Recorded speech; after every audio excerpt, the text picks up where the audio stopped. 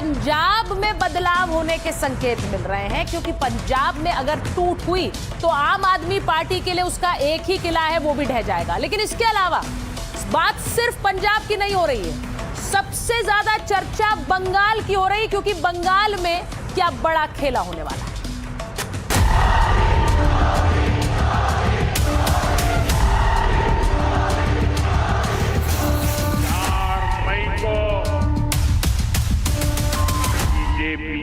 विजय का जश्न होगा। हमारा लड़ाई खाली बीजेपी का साथ नहीं है, बंगाल को जलाने आया है। टीएमसी का हर काल जाने वाला है। बंगाल में से दीदी को टाटा बाय बाय कहने का टाइम आ गया।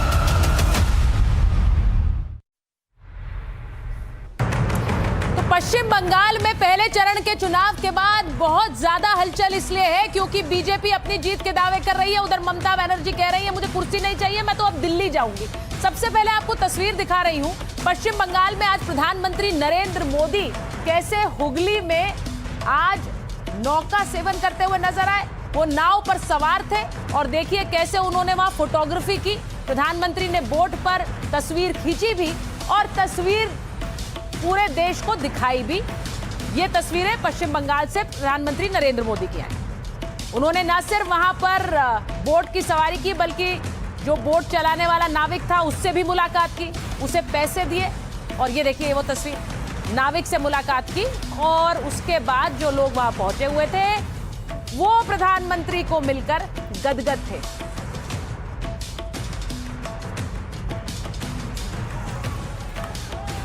और प्रधानमंत्री की ये तस्वीर आपने देख ली। इसके बाद आपको ममता बनर्जी आज रोड शो के लिए निकली हैं। कल आपने उनकी तस्वीर भवानीपुर से देखी थी, आज एक बार फिर से वो रोड शो के लिए निकली। और वहां देखिए कितनी भीड़ के बीच ममता बनर्जी चुनाव के दूसरे चरण में सड़कों पर उतरी हैं। और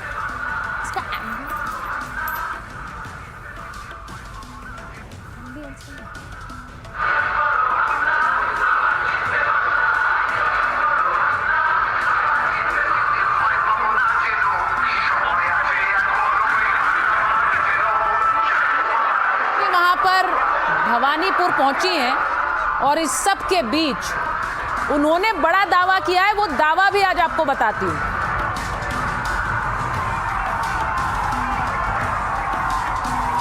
ममता बनर्जी भवानीपुर में रोड शो कर रही थी। अब किसकी प्रचंड जीत होने वाली है, क्योंकि दावे हर कोई कर रहा है।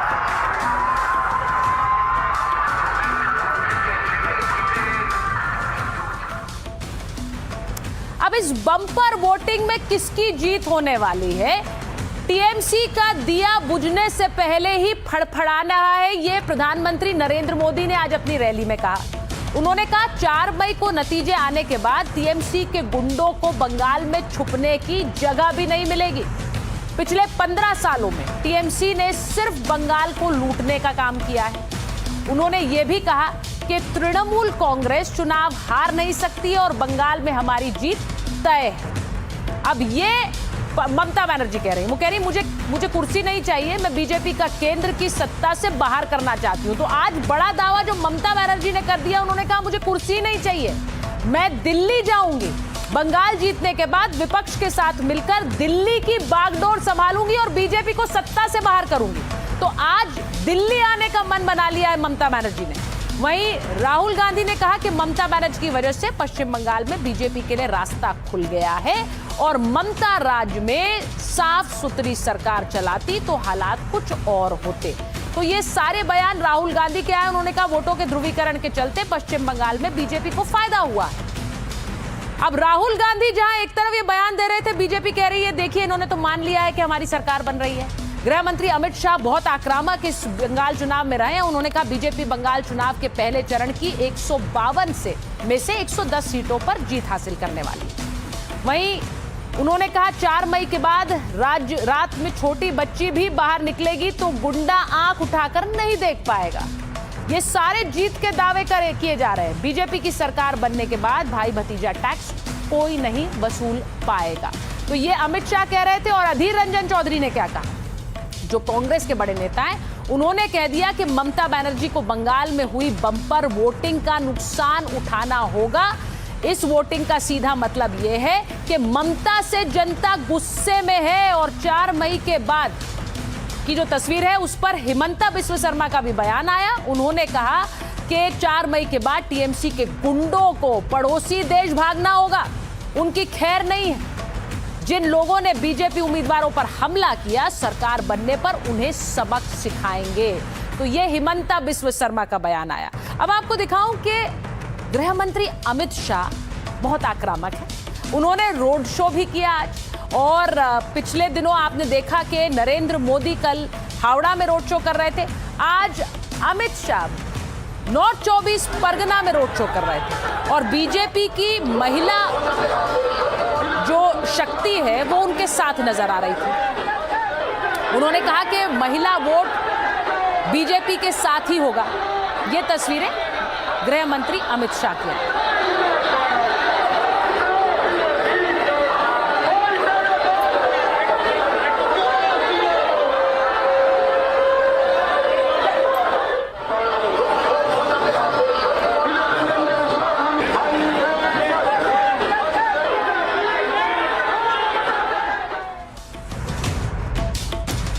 तो गृह मंत्री अमित शाह बहुत आक्रामक इस पूरे चुनाव में रहे। उन्होंने क्या कहा जरा आपको वो बता देती हूं। उनकी 10 बड़ी बातें जरा जल्दी जल्दी चला देंगे। बम्पर वोटिंग के बाद ममता का दफ्तर अंधेरे में जाने वाला है। उन्होंने कहा ममता को सम्मान बचाने के लिए लड़ाई लड़नी होगी। अंग कलिंग के बाद बंग में भी बीजेपी की सरकार है। दीदी के घुसपैठियों को नो एंट्री का टिकट मिलेगा। 4 मई से बंगाल में भाईपो टैक्स बंद होगा। भाईपो टैक्स यानी कि भतीजा टैक्स बंद होगा। करप्शन सिंडिकेट पूरी तरह से खत्म कर देंगे। और भ्रष्टाचार के आरोपों वाली फाइलें हम खोलने वाले हैं। तृणमूल कांग्रेस के भ्रष्टाचार का सूरज डूबने वाला है। और ये बात वो कई बार इस चुनाव में कह चुके हैं कि गुंडों को उल्टा लटकाकर सीधा कर देंगे। भय से भरोसे की यात्रा, परिवर्तन तय है, ये गृह मंत्री अमित शाह ने कहा है। तो अमित शाह क्या कह रहे हैं जरा आपको ये भी सुनवा दें। 5 साल के बाद अंग, बंग और कलिंग तीनों जगह भारतीय जनता पार्टी का शासन होगा। 152 सीटों में से 110 से ज्यादा सीटें भारतीय जनता पार्टी जीतने जा रही है। हम प्रचंड बहुमत के साथ बंगाल में शुद्ध रूप से भारतीय जनता पार्टी की सरकार बनाने वाले हैं।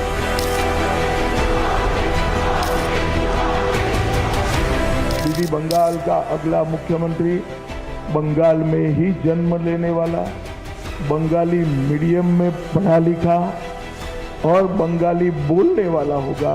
इतना ही है कि आपका भतीजा नहीं होगा।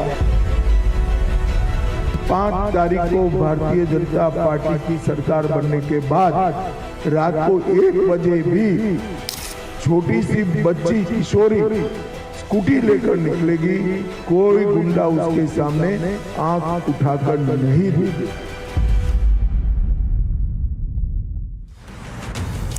तो गृह मंत्री अमित शाह जो दावे कर रहे हैं, अब उन दावों के पीछे बहुत से लोगों का आंकलन भी। लोग आंकलन ये कर रहे हैं कि बड़ी संख्या में लोग वोट देने निकले।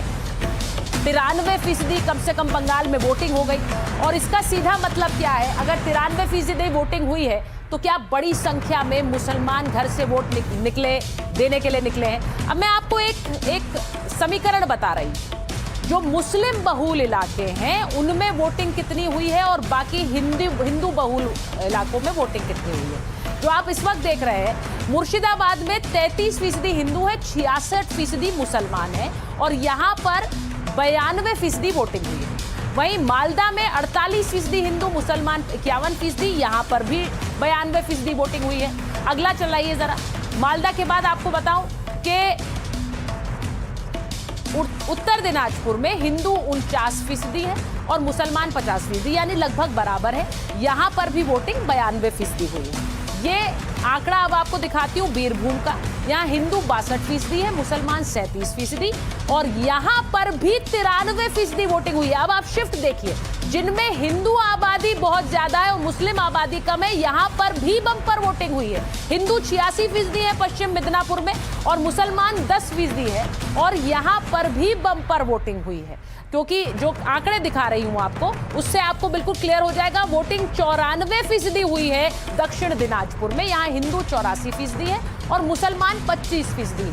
तो ये वो सारे इलाके हैं जहां हिंदू आबादी ज्यादा है। तो ये कहना कि मुसलमान बड़ी संख्या में निकल रहे हैं, ऐसा लग रहा है पश्चिम बंगाल में इस बार बम्पर वोटिंग हुई है और हिंदू हो या मुसलमान सभी घरों से निकले हैं। कूच बिहार का भी देख लीजिए, हिंदू 74% है, मुसलमान 26% है और यहाँ पर 94.47% वोटिंग हुई है, जिसका सीधा मतलब है 95% के करीब वोटिंग। जलपाईगुड़ी में हिंदू 82% है, मुसलमान 12% है और यहाँ पर भी 93% वोटिंग हुई है। तो वोटिंग के इस पैटर्न में हर पार्टी को अपनी जीत और विरोधी की प्रचंड हार दिखाई दे रही है। हर पार्टी चुनाव के दूसरे चरण के प्रचार में जुटी है, लेकिन प्रधानमंत्री मोदी प्रचार से वक्त निकालकर हुगली पहुंचे और नाव पर गंगा की सैर।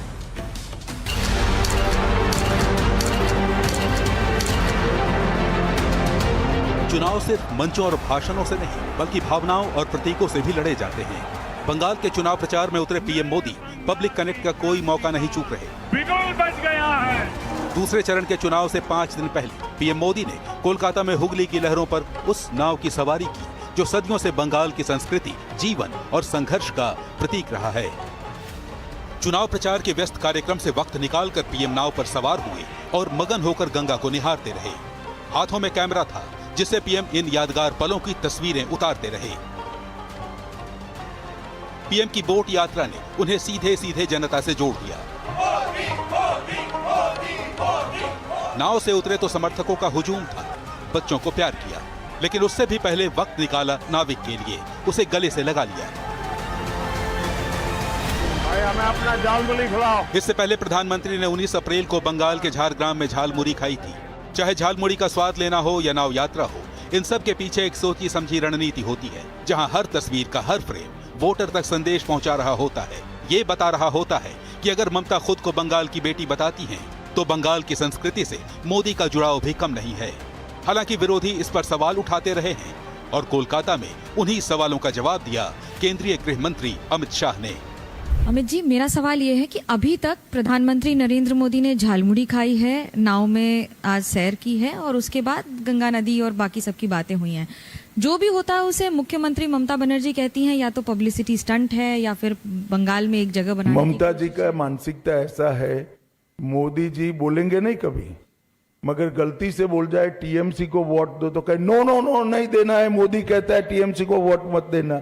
अब ममता जी को कौन समझ सकता है? भला कोई गंगा में नाव से सैर करे और अपने आप को गंगा किनारे रहने के वाले लोगों के साथ जोड़कर गंगा के शुद्धिकरण का वादा याद कराए, इसमें क्या आपत्ति हो सकती है? और झालमुड़ी खाने में क्या आपत्ति? ममता दीदी भी मैंने सुना है खाती है, अब मोदी जी खा रहे हैं तो विरोध कर रही है। बंगाल विजय बीजेपी का बरसों पुराना सपना रहा है।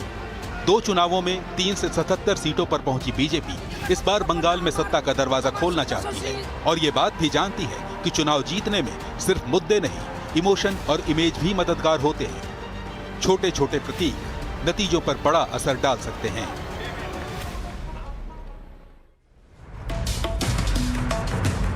प्रधानमंत्री की तस्वीरें आपने देखी।